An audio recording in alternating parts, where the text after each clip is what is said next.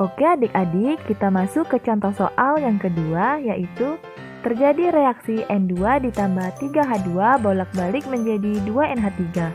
Jika mula-mula dipanaskan 4 mol gas N2 dan 6 mol gas H2 dengan tekanan total 3 atm, maka pada saat setimbang terbentuk gas N2 sebanyak 2 mol, tentukanlah harga Kp pada reaksi tersebut. Nah, langkah pertama untuk menjawab soal tersebut adalah tulis persamaan reaksinya, yaitu N2 ditambah 3H2 bolak-balik menjadi 2NH3. Langkah kedua yaitu buat tabel mula-mula reaksi dan setimbang. Nah, kita buat seperti ini ya. Kemudian masukkan mol yang diketahui dan yang ditanya. Nah, di soal disebutkan, jika mula-mula dipanaskan 4 mol N2 dan 6 mol gas H2. Nah, jadi pada saat mula-mula kita tulis 4 mol N2 dan 6 mol gas H2.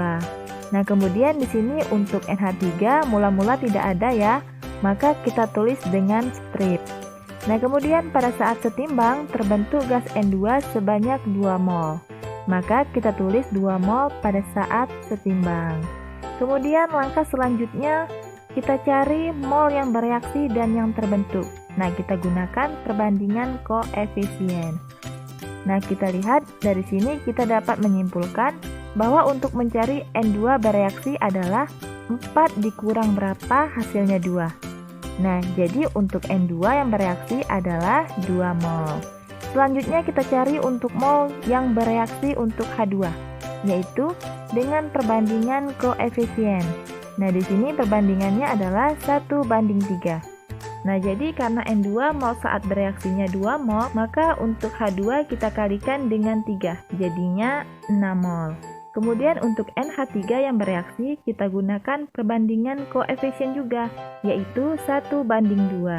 Nah, karena N2-nya adalah 2 mol, maka dikali dengan 2, jadinya 4 mol.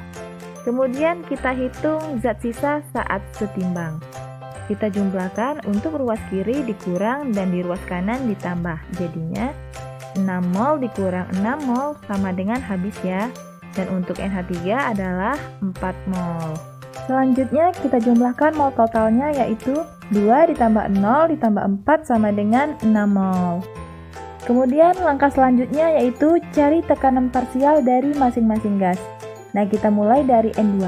Yaitu 2/6 dikali 3 sama dengan 0 atm. Nah, untuk mencari tekanan parsial H2 dan NH3 sama ya, yaitu untuk mol H2 yaitu 0 per mol totalnya adalah 6 dikali dengan 3 atm sama dengan 0 atm.